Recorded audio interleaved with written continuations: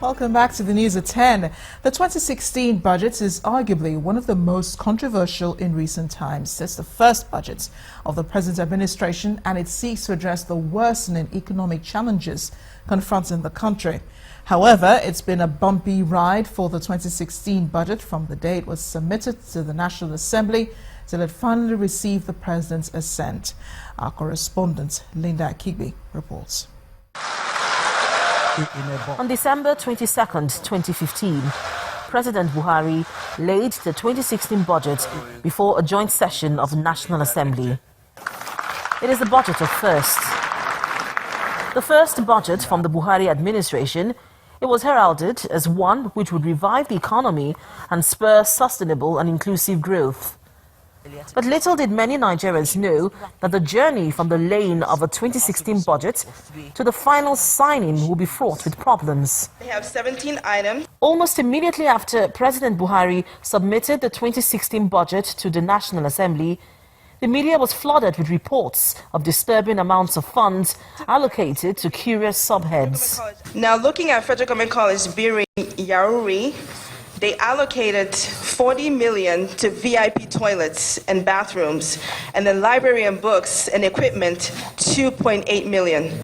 But that was just an indication of a bigger storm to come. Reports then started trickling in that the budget was switched, then missing, and then found. Our finding is that the Senator Itainang, the SSA, to the President on NAS matters, printed copies of the 2016 Appropriation Bill and brought to the Senate.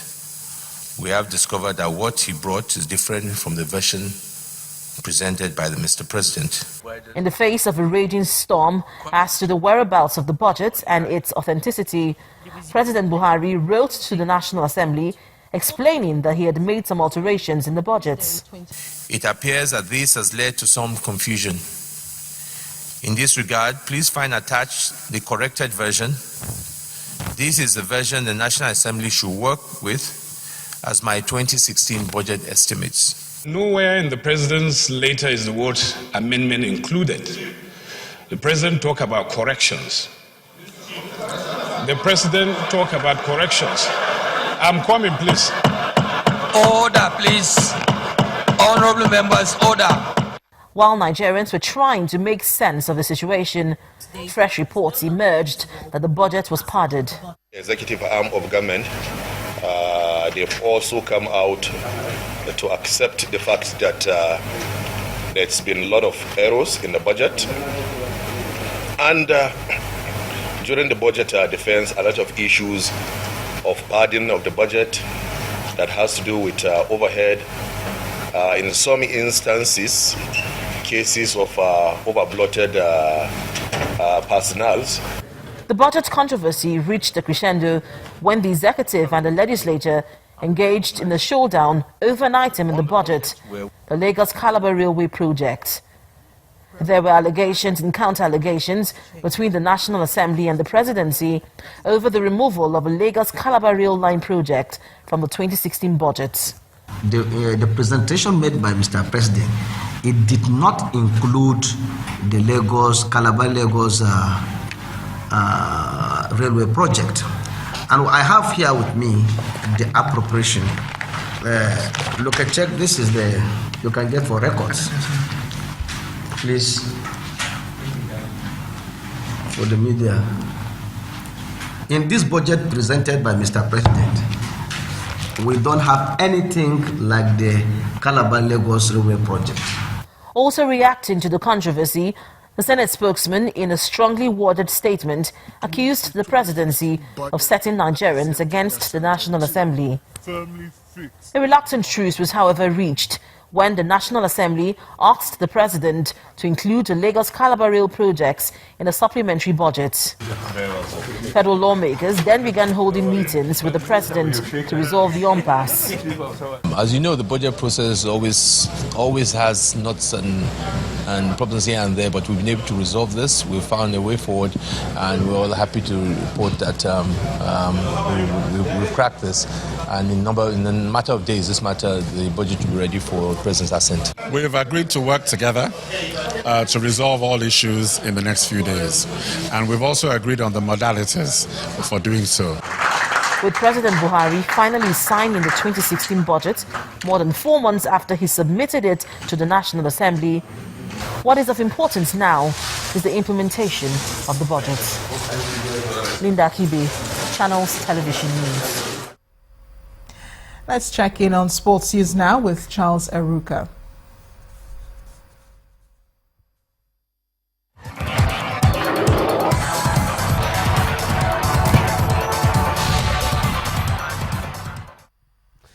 Welcome to Sports News. All is set for the 2016 edition of the Okpekpe International Road Race, scheduled to hold tomorrow in Okpekpe, Edo State. The 10-kilometer race carries the IAAF bronze label, which gives it a global outlook. Kenyan duo of Edwin Kiprop Kiptu and Pauline Wanjiku Njeru top the cast of the gold-level running men and women elite athletes who will be competing for the $15,000 top prize on offer. Channels Television has offered 600,000 naira as cash prizes for the top 3 men and women athletes of Northern Ibie origin at the race. Alex Korio and Tanu Nkele of Kenya swept the men's and women's categories at last year's race. The Nigeria Basketball Federation has confirmed that the final 8 playoffs of the Zenith Women's League will begin tomorrow. The final 8 playoffs, which bring together the top 4 best clubs from the Atlantic and Savannah conferences, is scheduled for the indoor sports hall of the National Stadium in Surulere, Lagos. Defending champions Dolphins of Lagos are drawn in Group A alongside IGP Queens, Ahip Queens of Kano and Benue Princesses of Makurdi. Former champions First Bank of Lagos will battle Nigeria Customs Ladies, Delta Force and Plateau Rocks in Group B. In football, Tottenham Hotspur's Musa Dembele has been banned for 6 matches over his clash with Diego Costa on Monday night. Dembele was charged with violent conduct after cameras showed him appearing to gouge the Chelsea striker's eye during a stormy 2-2 draw that ended Spurs' title hopes. The midfielder opted against contesting the charge, but did dispute the Football Association's claim that the standard 3-match ban would be clearly insufficient. An independent panel sided with the FA, though, adding a further 3 games to the statutory punishment. Meanwhile, FIFA's Ethics Committee has revealed that former Chilean FA President Sergio Hadu and former Colombian FA President Luis Bedoya have both been banned from football for life. Bedoya is also a former member of FIFA's Executive Committee, and both men are former vice presidents of the South American governing soccer body CONMEBOL. The Ethics Committee said they breached 5 articles of the World Soccer Body's Ethics Code, including one relating to bribery. In December, the U.S. Department of Justice said Bedoya and Hadu had pleaded guilty to racketeering, conspiracy, and wire fraud conspiracy. In tennis, Rafael Nadal will face defending champion Andy Murray in the Madrid Masters semi-finals after extending his perfect start to the European clay court season to 13 matches with a 6-love, 4-6, 6-3 win over João Sousa. Nadal is looking to break Argentine legend Guillermo Villas's record for clay court tournament wins with his 50th and the 5th title in Madrid this weekend. However, to do so, he'll have to avenge Murray's only ever victory over the 14-time Grand Slam champion on clay in last year's Madrid final.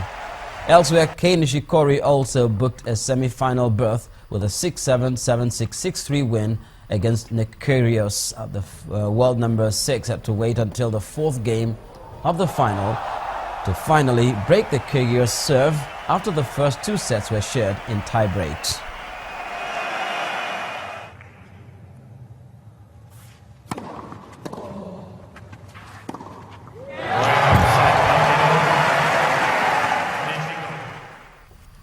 Meanwhile, Andy Murray progressed to the semi-finals of the Madrid Open after a 6-3, 6-2 victory over Thomas Berdych in 1 hour and 16 minutes. Murray produced arguably his best performance of the season to record a first win over the Czech on clay. The world number 2, who beat 16th seed Gilles Simon to reach the quarterfinals, won 92% of his first serve points and denied 8th seed Berdych any break points.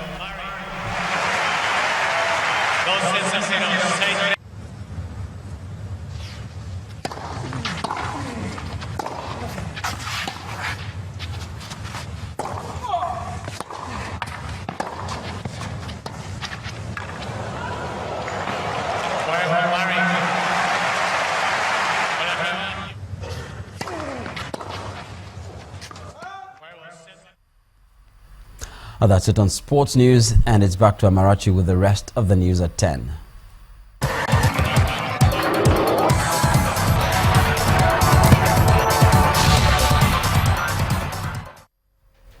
The Imo State Police Command has debunked reports that there were attacks and reprisal attacks between indigents and some Fulani herdsmen in Okigwe local government area of the state. The command describes the reports as untrue and an attempt by some unscrupulous elements to fan the embers of disunity in the state. The Commissioner of Police in Imo State, Taiwo Lakanu, said this when he visited the House of Fulani community for a town hall meeting in Okigwe local government area. Mr. Lakanu says due to the prevailing security situation in the country, the Imo State Police Command will continue to protect the citizens, both indigents and non-indigents, and ensure that no person or group will cause any form of disparity or disaffection in the state. The Imo State Police Commissioner, Taiwo Lakanu, and his team arrives at Kigwe local government area, where he is received by the local government chairman and the area commander in the zone. He goes to the Fulani settlement in Umololo to dispel the rumors and clear the air on the alleged carnage in the settlement.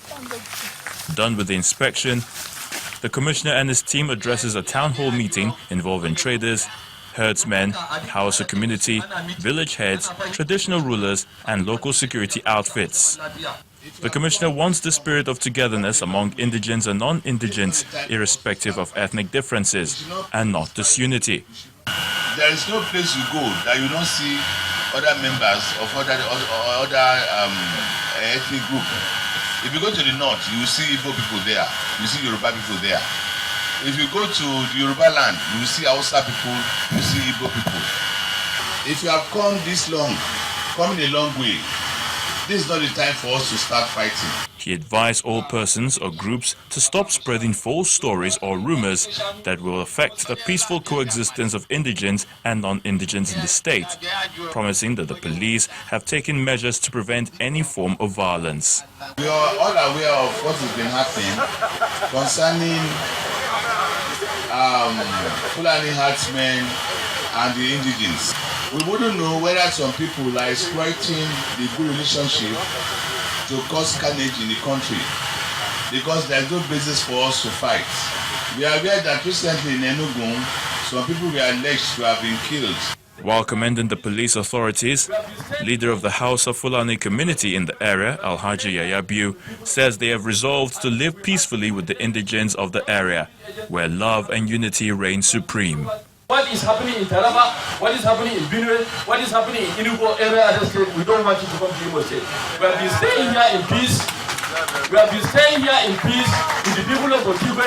We have been staying here in peace with people of Imo State. And we have a good relationship with all the security agencies we have in Imo State.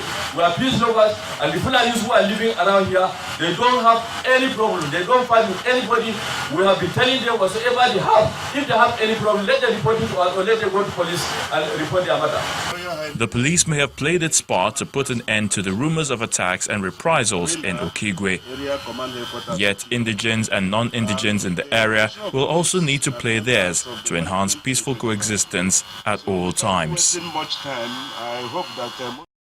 The Edo State government has been reacting to the alleged assassination attempt on the deputy governor of the state, Dr. Pius Odibo. According to the Commissioner of Information in the state, Kasim Afebwa, the deputy governor's claim is incredulous, describing the incident that led to the alleged assassination as an altercation between the deputy governor's thugs and some local thugs. The Director of Strategy of the Odibo Campaign Organization, Samson Osagie, insists there was an assassination attempt on the life of the Deputy Governor. Both men were guests on our breakfast show, Sunrise Daily. In the preliminary reports that we got as a government, it was established that the deputy governor went to that particular campaign tour, with thugs, political thugs. So it was an altercation between these political thugs and the thugs they met on ground. When you say assassination attempt, you must establish what makes it an assassination attempt. You must establish whether the man was actually shot at. You must establish what could be the immediate and the remote cause of that. As far as I'm concerned, as far as we're concerned, if you say it was an assassination attempt, you have to establish the basis for that particular incident, why you call it assassination attempt. Because what we quarrel with is to say that the deputy governor was shot at. It will also interest you that one of the security aides of the deputy governor actually shot, made the first shot, to scare away the unruly crowd. Those who say it was not an assassination attempt should tell us what it is. Because his security aides, who we are giving to him to guide him, we are injured. The escort commander, as we speak now, is almost at the verge of losing one of his eyes. So what cannot come and tell us that it was not an assassination attempt? It could have met him, and we cannot wait for us to say, the deputy governor was not targeted. I'm not in a position to say that. But what we are in a position to say is that those bullets could have met anybody, including the deputy governor. And since that day, a number of events have happened that has made people of Edo State bothered as to why this should be occurred. Virtually, I'm not saying all, virtually all political appointees in the Edo State government, virtually not all now, have been relieved of their appointment on account of the association with Dr. Pius Odubo, and that is curious. And we see that as a grand design to put pressure on the young man in order to renege on his avowed determination to run for the office of governor.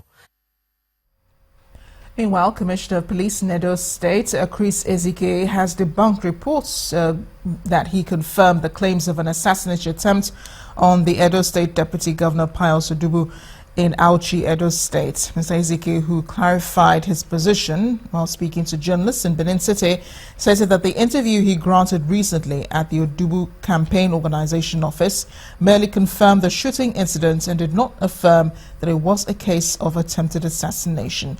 He added that the investigation of the matter has been taken over by the Inspector General of Police, Mr. Solomon Arase. Confirmed there was a shooting incident that left some people wounded. When you say it's an assassination, that means you've concluded investigation and you have identified the motive. I never said so. I said we are aware there was that shooting incident where people got wounded. Investigation is on. We have seen the people who are injured, and the eyewitnesses mentioned 1, 2, or 3 names, and that I have directed that those people be sought after. And I have said we will do the investigation. At the end of the investigation, we are also going to have the courage to be able to tell the world the result of our investigation. I want to ask for caution. When we deal with sensitive and very sensitive matters, we shouldn't beat the God. We shouldn't jump to the conclusion before the matter is investigated. The correct situation is that the Inspector General this afternoon has directed that a high-powered team from the 1st CID should come and take over that matter. And it will be in the overall interest of justice that we allow that team to do their work and then come out with the result of investigation. U.S. President Barack Obama has called on U.S. media and fellow Americans to scrutinize Republican candidates for the race to the White House, Donald Trump. The president said this to a press conference today where he said America was at a serious time and the elections were not entertainment or a reality show, and required that every candidate, every nominee needs to be subject to exacting standards and general scrutiny. President Barack Obama's comments come days after Mr. Trump asserted that China had waged economic war against the United States and taken American jobs. Back in Africa, Kenyan authorities have begun demolishing homes in the area where a 6-story building collapsed last week, killing 36 people. Tebitokwe Fagbemi has more on this and other stories. 8 buildings deemed unfit to live in were the first to be destroyed in the district of Huruma, and over 200 buildings are to follow. Officials say many of the houses are substandard or built on unsafe grounds. Meanwhile, a rescue operation continues at the collapsed building, which had been declared unfit for human habitation. In Europe, Turkey has vowed not to change its anti-terror laws in return for visa-free travel within the European Union. President Recep Tayyip Erdogan says instead of changing its laws, it will part ways with the EU. The president made the statement on live television a day after Prime Minister Ahmet Davutoglu, who had largely negotiated the EU agreement, said he was stepping down. Finally, North Korea is holding its most important political gathering in a generation, where leader Kim Jong-un will cement his status as leader. The country's first full Congress in decades is being closely watched for any shift in policies or changes in political leadership. Mr. Kim opened the Rear Party Congress by praising his country's nuclear achievements.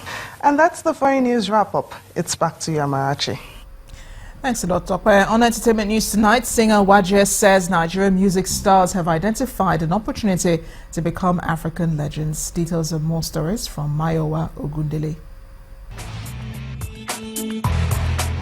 Many thanks. Here are your trending entertainment stories. Kunle Afonlayan's forthcoming movie, The CEO, is gathering momentum ahead of its June 1 premiere, as the trailer has been unveiled as the opening film for Nollywood Week Festival set to hold next month in Paris. Three-time Grammy Award winner Angelique Kidjo, who makes her acting debut in Afolayan's movie, is also set to grace the event as an ambassador. Organizers say the fourth edition of the festival will be a celebration of diversity in Nollywood. Following the increase in Pan-African collaborations by Nigerian music stars, singer Waje has attributed the trend to the unprecedented success of Nigerian singers in other African countries. The singer, who once worked with Tanzania and Star Diamond Platnumz, told Entertainment News that they have identified opportunities of becoming African legends.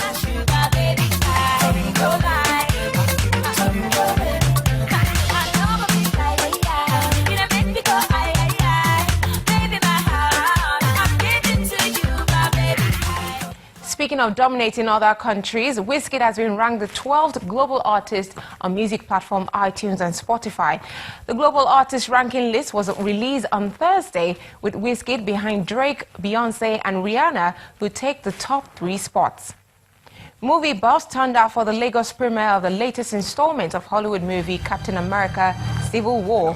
Entertainment News was at the exclusive event on Thursday and caught reactions of the fans. Early in the movie, they were supposedly in Lagos, and of course, being here in Lagos when that happened, many of you all began cheering and were very excited. Finally, the last is yet to be heard of the crisis currently rocking the marriage between pop star Tiwa Savage and her former manager husband, Tunji Balogun, better known as T-Bills.